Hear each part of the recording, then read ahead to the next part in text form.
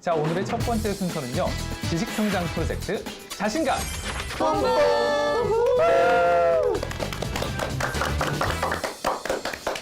네, 오늘 그런대로 잘 맞았네요. 오늘도 잘 맞았는데 앞으로 이런 느낌으로 계속 밀어보는 걸로 하죠. 네, 첫 번째 순서는요. 자신감 뿜뿜 시간인데요.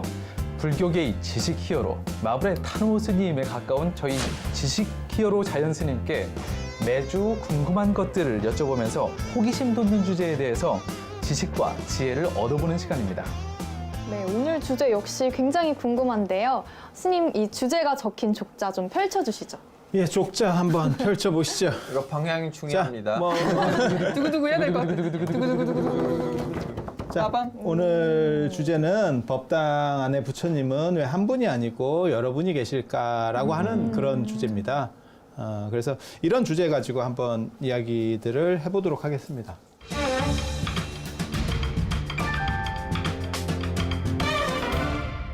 사실 절에 들어가면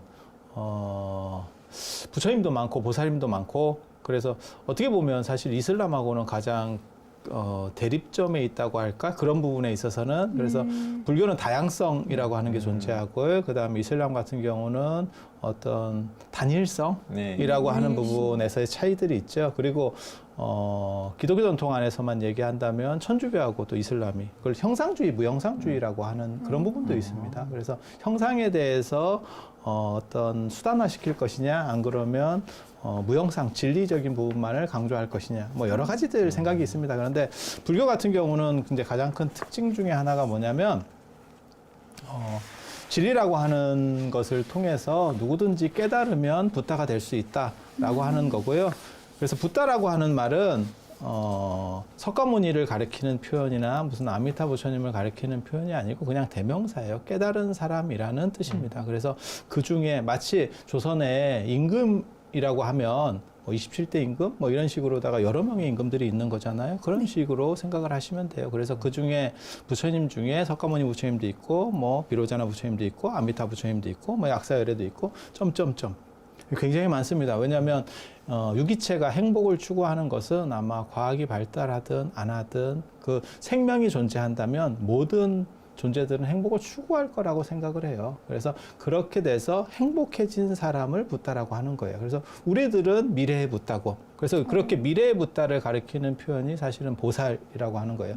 보살은 수행 단계에 있는 사람, 붓다가 되려고 하는 사람, 행복해지려고 하는 사람을 보살이라고 해요. 그리고 그러한 보살들 중에서 이제 많이 닦여서 높아진 사람들을 보살, 마하살, 우리가 말하는 이제 뭐 문수보살, 관음보살, 뭐 대세지보살, 안 그럼 지장보살, 이런 분들은 그렇게 구제자적인 보살, 우리는 그렇게 올라가고 있는 보살들이라고 보시면 돼요. 그리고 그렇게 깨달은 사람들이 과거에도 존재했다라고 생각을 해요. 불교는.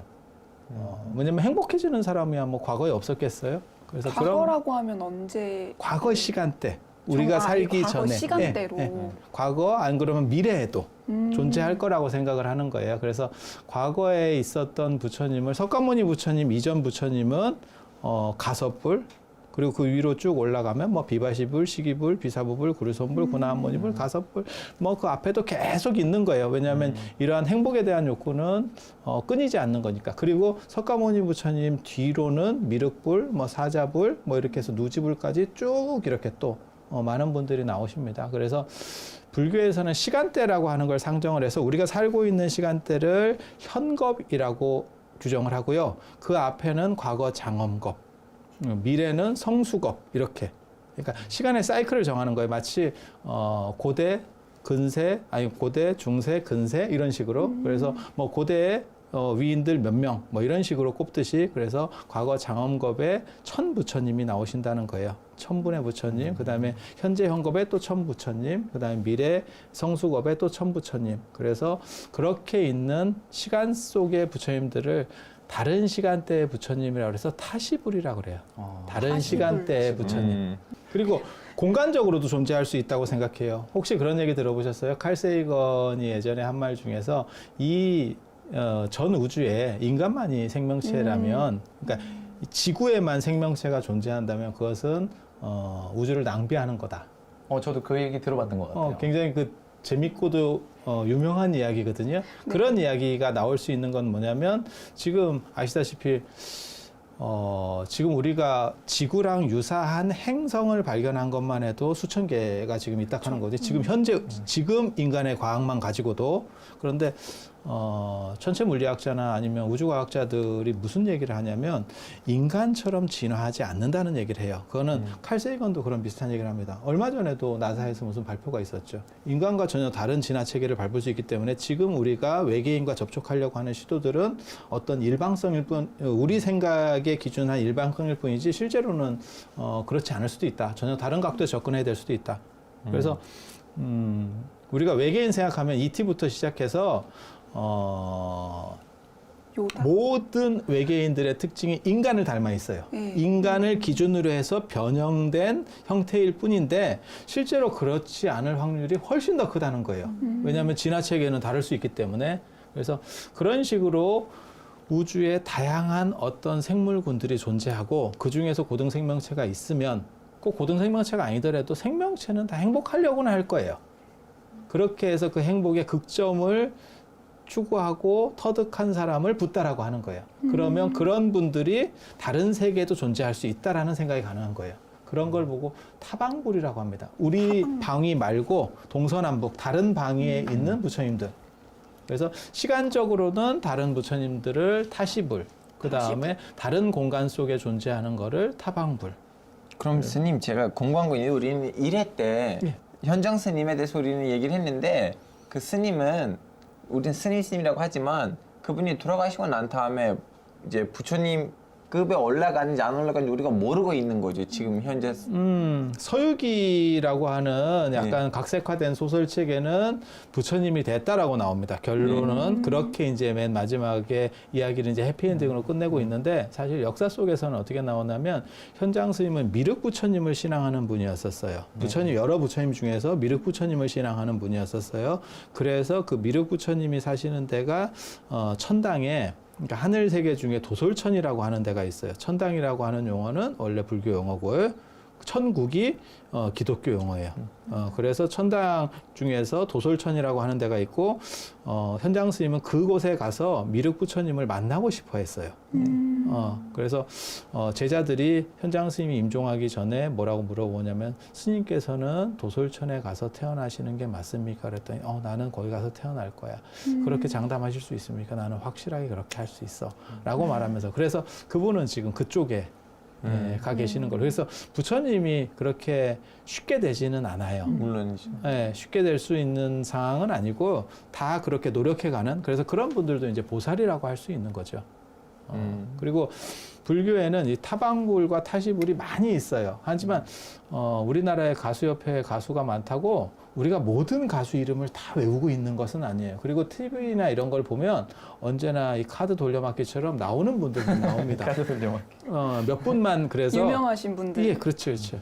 그리고 그 유명하다라고 하는 거는 가로 열고 인기가 있는.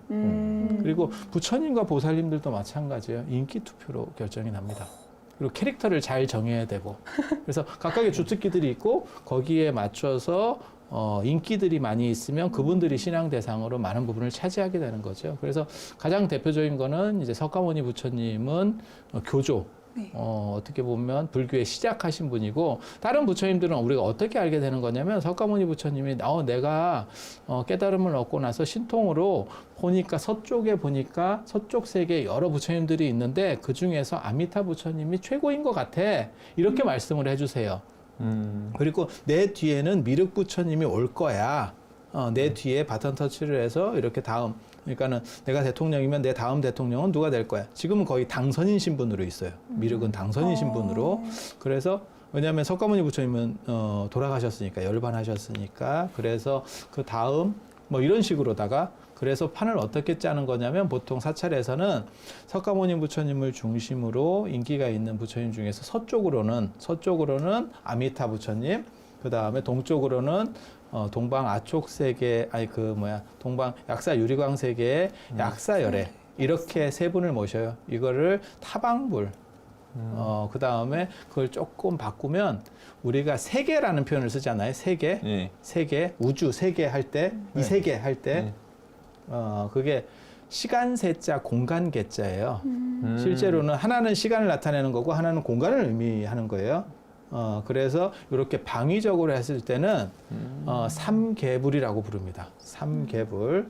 스님 근데 동쪽 서쪽이라고 하셨는데 예. 그 저희가 법당을 들어가면 저희 기준으로 봤을 때 동쪽 서쪽인 건가요?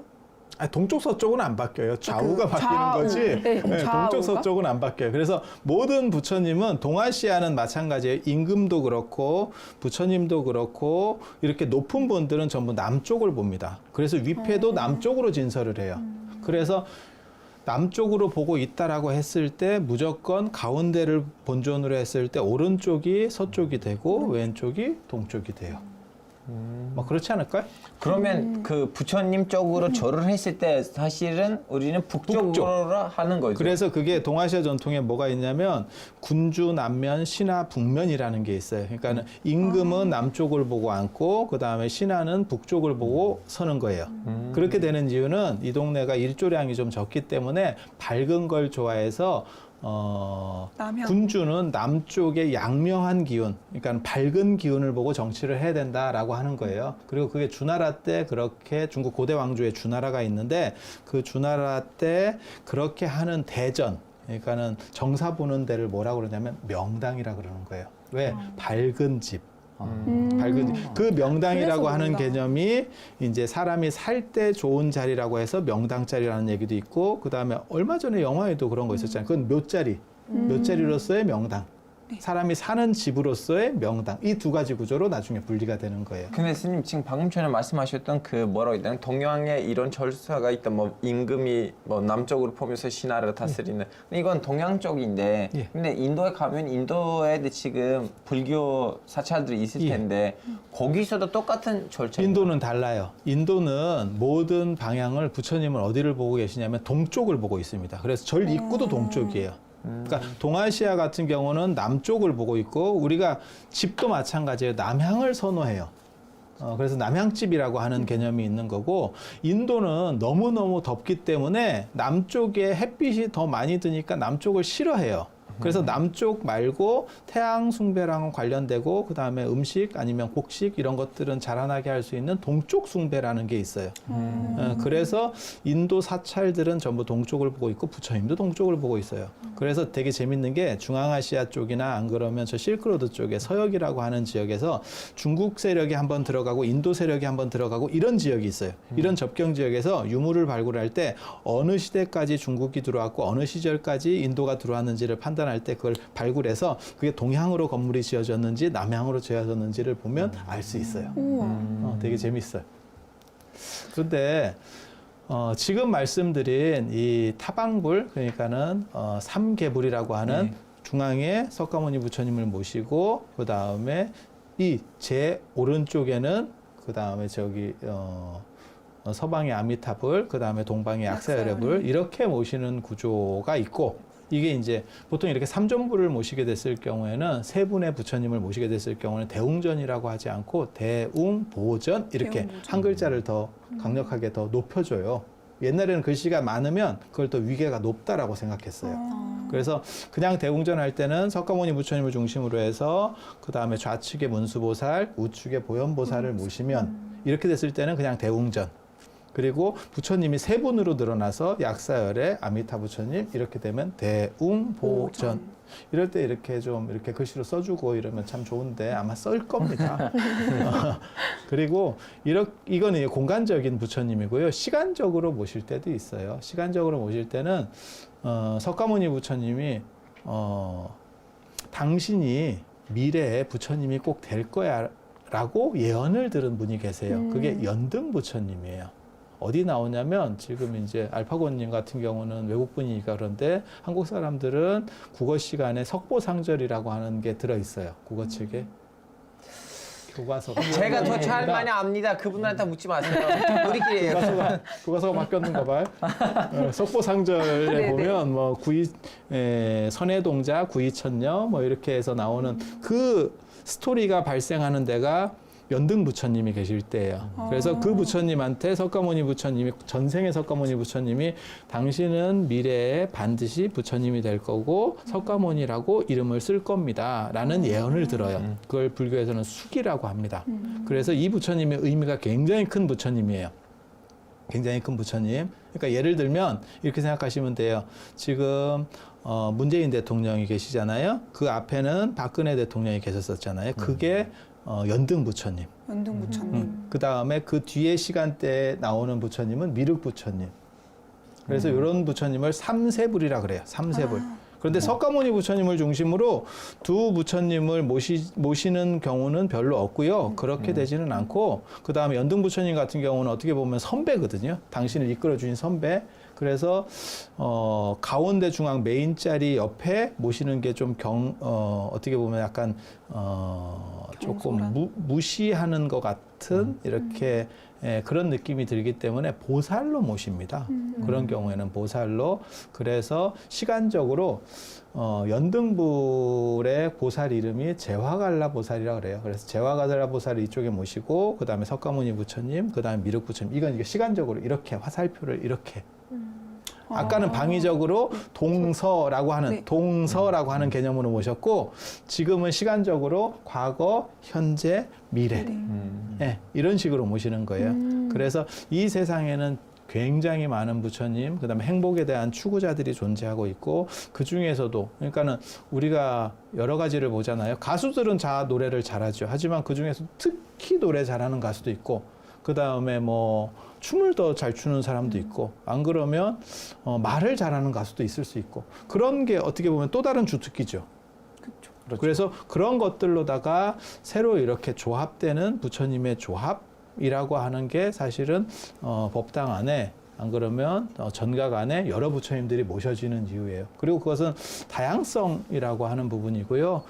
인간은 하나의 틀로 만들어지지 않고 다양한 식의 사고를 하기 때문에 그 중에서 자기와 잘 맞는 부처님을 찾고 그분을 인도자로 해서 닮아가면, 그게 이제 불교의 어떤 방법과 모습이라고 생각을 하시면 됩니다. 하긴 그래서 절에 다니시는 뭐 할머니들이나 아니면은 뭐 여러 신도분들 보시면은 어떤 분들은 약사열애 불 찾고, 어떤 분들은 석가모니 불 찾고, 각자가 필요한 것에 따라서 서로 다른 부처님의 명호를 외우는 경우가 있는 것 같아요. 그래서 제가 농담 삼아 그런 말씀을 드리는데, 개신교나 천주교 같은 이런 종교가 밀면 전문점처럼 단일 메뉴를 가진다면 사실 밀면 전문점. 불교는 뷔페예요. 그래서 다양한 음식이 있어요. 그래서 그 중에서 내가 선택해서 이렇게 조합을 하면 되는 거예요. 그래서 나는 이 부처님이 좋아, 이런 방식이 좋아라고 하면, 그러니까 음악에는 다양한 장르가 있듯이, 물론 뭐 예전에는 하나의 음악으로 거의 다 통일됐었던 적도 있어요. 저 어렸을 때만 해도 진짜 옛날 얘기 해드리면 자고 나면 막 이렇게 새마을운동 노래가 나오고 이럴 때도 있었고, 군대 가면 꼭 아침에 기상송으로 나오는 노래들이 있어요. 네, 있죠. 그런 소리와 더불어 매번 똑같은 노래를 다 들어야 되는 그런 것도 있지만, 사실 다양성이나 지금 같은 시절은 사실은 CD 같은 경우도 몰락하는 이유 중에 하나가 뭐냐면, 물론 그 기계적인 큰 것도 있지만 사실은 USB라고 하는데 내가 편집해서 그냥 꽂아서 듣지 그거를 주어지는 걸 듣는 시절이 아니잖아요. 그래서 불교는 언뜻 보기에는 굉장히 복잡해 보여요. 하지만 복잡한 게 아니고 그것은 다양성을 존중하는 거예요. 다양성을 존중하는 거고, 그것을 내가 향유하기 위해서는 조금 그 룰들을 알아야 될 필요가 있는 거예요. 야, 역시 처음에 거의 뭐 카노스님에 가까워요. 불교는 USB다 이런 식으로 인문학과 적어놔야 IT를 되는 접목해서 거의 영어로. 연결을 해주셨는데요. 근데 저희가 오늘 처음 얘기하기 시작한 주제를 약간 중간 정리를 해보면, 그러면 사찰에서 많은 부처님을 모시게 된 이유는 붓다가 많기 때문에, 깨달은 사람이 많기 때문이다라는 결론이 나오는 거네요. 그러니까 롤모델이 많은 거고, 그 롤모델은 한 사람일 필요는 없다는 거예요. 왜냐하면 우리가 다양하기 때문에. 네. 그래서 한 사람에게 맞춰가는 게 아니고 여러 다양한 방식으로 행복할 수는 있고, 그 행복의 극점은 같다는 거예요. 하지만 수단은 다를 수 있죠. 뭐하고 똑같은 거냐면, 산의 길은 많지만 결국 정상에 이르러서는 다 통한다 네. 라고 하는 거죠. 근데 다른 방식까지는 필요가 없어요. 그리고 그러니까는 근데 이게 처음에 약간 이게 익숙하면 편해지는 건데 기성품하고 달리 신발이나 옷을 맞추는 거하고 비슷한 거예요. 그래서 처음에는 내 체형에 맞는 이라고 하는 약간 복잡함이 있어요. 제가 어렸을 때 사실 제가 서울에 살았는데 뷔페가 처음 생겼었거든요. 지금은 뭐 워낙 많으니까 그런데 근데 그 뷔페 때 뷔페를 먹기 위해서 시골에서 차를 타고 오는 경우도 있어요. 버스를 타고. 그게 오는 이유가 이제 저 결혼식 같은 걸 하고 일부러 결혼식장 말고 뷔페집으로 오는 거예요, 사람들이. 그래서 오면 뷔페를 좀 먹어보신 분들은 사실 이렇게 한 바퀴 돌면 스캔을 합니다. 전체 스캔해서 어떤 부분들을 내가 뭘 먼저 주로 공격을 해야 먹을지. 될 건가라고 판을 짜는데 시골 어른들 그때 처음 뷔페 오시면요, 맨 앞에 특히 맨 앞쪽에 볶음밥 같은 게 있어요. 엄청 그게 많았어요. 일종의 그 뷔페집에서 쓰는 트리입니다. 그러니까 볶음밥을 받으면서 거기 숯이 뭘 남았어요? 아니, 그렇게 보는 게 아니고 이 어른들이 이렇게 조금 이렇게 단가가 좀 싸고 이런 것들을 이렇게 처음에 너무 많이 담게 되는 거예요. 그래서 당신이 누려야 될 권리를 제대로 못 누리는 거예요. 그래서 조금만 공부를 하면 사실 내가 이거를 편하게 누릴 수 있고 원래대로면 더 다양한데 그것을 누리는 데까지 약간 어려운 부분이 존재해요. 근데 그렇게 하지 않으면 행복이라고 하는 것은 어느 정도 이상의 교육을 통하지 않으면 행복을 누릴 권리도 약해져요. 그래서 더 행복해지고 싶다면 다양성을 즐길 줄 알아야 되고 기본적인 것들은 해결을 할 수 있는 것이 더 바람직하다고 생각을 합니다.